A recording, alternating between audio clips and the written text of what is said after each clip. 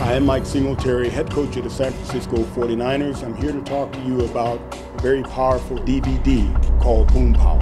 BoomPower is an excellent video in terms of giving you some tools to help you defend yourself. I also had my daughters watch it as well, and I have 5 daughters. BoomPower is definitely one of those things where a woman saw a need and then decided to do something. It gives you just certain tips to be able to go with your intuition, because fear is something that it can hurt us in several different types of ways, and we don't need to feel paralyzed. We can feel empowered. That's what BoomPower is all about, and feel very excited about this tape.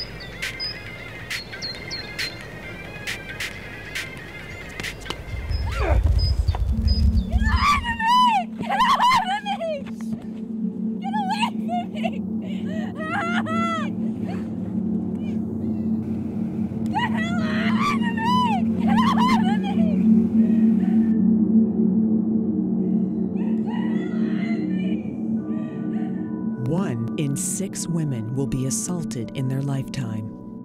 It could happen anywhere, at any time. I think that most of us, as we're growing up, we're very naive, and we really think that nothing's going to happen to us. Barbara is the mother of 3 children. She has been training in martial arts for 13 years. Her daughter, Taylor, at the age of 24, had been assaulted 2 times. Your personal circle is one of the most important elements that you need to have stuck in your brain. So when you go out every single day and you're walking about wherever you go, nobody that is a stranger gets in that circle. 6 years ago, Taylor had called me, and she was at Madison in college, and she was with her girlfriend, and it was late at night, and they were walking and they were coming from a bar, and a guy approached him, and he did take her and throw her up against a building. And he chased me up to the front door of the building and pulled up my skirt and pinned me up against the building. My friend immediately started hitting him with her purse, and he had to let go. He was really probably going to rape her, but it wasn't until like 3 years ago when I got another phone call from her. She had been assaulted and thrown down. It was during the daytime. She was downtown in Chicago. I had my iPod on. I was listening to music, and I was walking down Dearborn, and I noticed there was a guy who was walking about 10 feet in front of me for a couple of blocks. He turned and came at me and threw me to the ground and took my bag and ran off. I was extremely upset, and I was so thankful that she didn't physically get harmed and that she was obviously one of the fortunate ones. But at that point, I wanted to do something to help women. Another point of reference is that it's very important that you do not wear your headphones, your iPods, you don't talk on your cell phones when you are walking by yourself on the street. As a way to spread awareness, Barbara found 3 other women who had been raped or assaulted and asked them to share their stories. I was working at this store. It's a very small store. I was by myself, and a customer had come in. You know, he bought a few things, but he stayed in the store for a couple of hours. He had a few large bills that I was suspicious of, so I called in a coworker, and my coworker came in. You know, he thought everything was fine. I took the bills over to the bank across the street. They were real, so I came back, and he said, you know, that he had to go to class and that he thought that everything was fine. And so he left, And I think about 30 minutes after he left, the patron pulled a knife out of his pants or pocket and then had me give him all the money in the register, and then he forced me into the bathroom in the back, which is where he sexually assaulted me. I was thinking that I was gonna die, so I was freaked out. I just remember, like, in the bathroom thinking, I thought, like, there was no reason, like, why would he let me live? Like, it didn't make any sense to me. Numerous times throughout the attack, he was telling me that he was gonna have to kill me because he didn't trust me and he thought I was gonna go to the police. And I kept saying, I'm not going to the police, but... So you kept reassuring him? Yeah, I was like, I'm not going to anybody. I won't do anything. Just please don't kill me. And he's like, I have no reason not to. So, like, the whole thing was just, like, kind of like waiting to die, therefore putting myself somewhere happier. Like, afterwards, I was just like, I remember I would look at the reports on the news, but I was so disconnected from the experience that I felt like I was watching a program about a random girl that I don't know. I was just watching the news.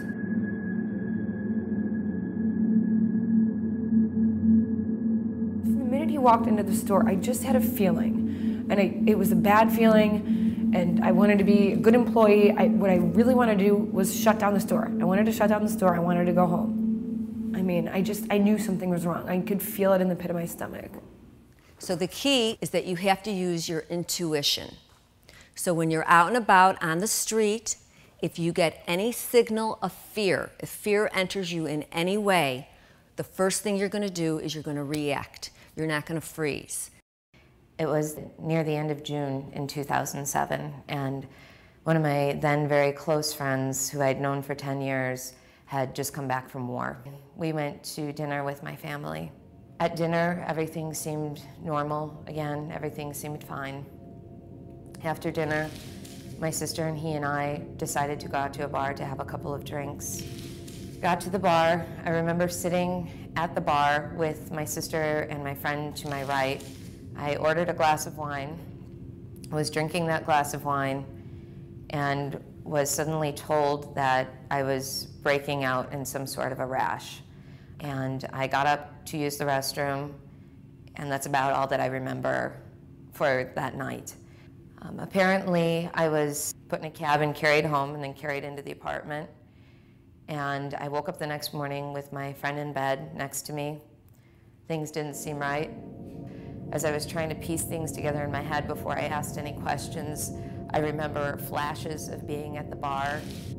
I remember a flash of sitting or laying on my living room floor. And then I remember waking up in the morning. I felt pretty ill. It didn't feel like a hangover. It felt like something very different than I had ever felt before. I turned to the man laying next to me and asked him what had happened, and he pointed to the ground where there was a pile of evidence.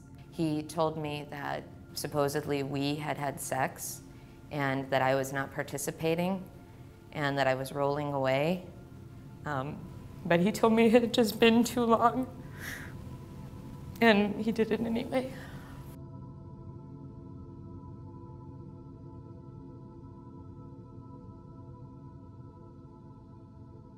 I was a very open person before. I was very trusting and probably to some fault almost felt invincible. I've realized that we're the only ones that's with ourselves from cradle to grave, and we're the only ones that are really going to be there to protect ourselves the whole way through. If you are going out to a party or to a bar, you have to be really, really careful. Do not take a drink from a stranger. Never, if you're in a bar, leave your drink unattended at all. Even if you have to go to the bathroom, take your drink with you or spill it out and get a new drink. Don't assume that anyone is going to be responsible for you except yourself. You also need to remember that a lot of sexual assaults are done just with bodily force. So therefore, you really have a strong chance. Many of the guys that are out there attacking girls don't carry weapons. They're just going to use their body. At the age of 19, Carrie was assaulted while rollerblading down an isolated bike path. I started on the trail and I'd gotten probably about like a half mile down, and I noticed this young guy on his bike, and he rode past me at first, and I started to speed up, and I turned around and looked, and he had turned around on his bike and was following me. So I started to go faster, and he got right up behind me, and he got me down off my rollerblades, and he started strangling me from behind and punching me in the face. And at the same time, I'm trying to get my rollerblades off because I just wanted to get out of there. And all of a sudden, as soon as I got my rollerblades off, adrenaline kicked in, and I just grabbed his penis and grabbed as hard as I could and pulled and was kicking, and he got right off me, and he got back onto his bike.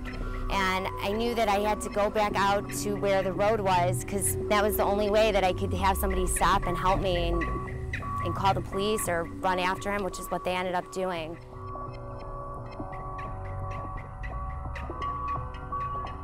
I would have never thought that this could happen to me. And after it did, it was like a reality check. This did happen, this does happen, and it can happen to anyone. Every young woman should do is do a self-defense class, no matter if it's at their school or if it's in their hometown. It's really important to do that and to be aware.